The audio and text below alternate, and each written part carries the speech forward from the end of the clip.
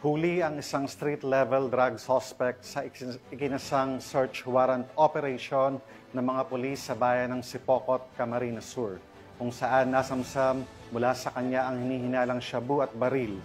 Patrolwoman Carmela Bianca Panganiban sa report. Sa isinagawang operasyon ng mga otoridad, ang iligal na droga at baril mula sa isang street-level drug personality sa Barangay Kalagbangan, Sipocot, Camarines Sur, nito lamang ika-10 ng Agosto, taong kasalukuyan.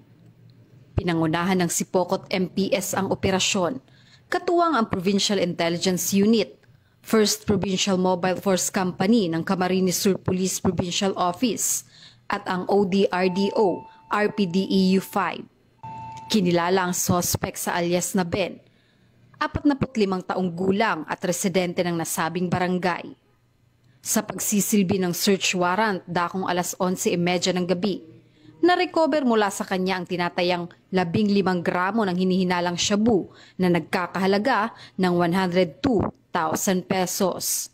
Bukod dito, nakumpiska rin ng isang .38 caliber revolver na kargado ng 6 na bala, kasama ang iba pang non-drug items. Dinala ang suspect at lahat ng nakumpiskang ebidensya sa Sipocot Municipal Police Station para sa wastong disposisyon at pagsasampa ng kaukulang kaso.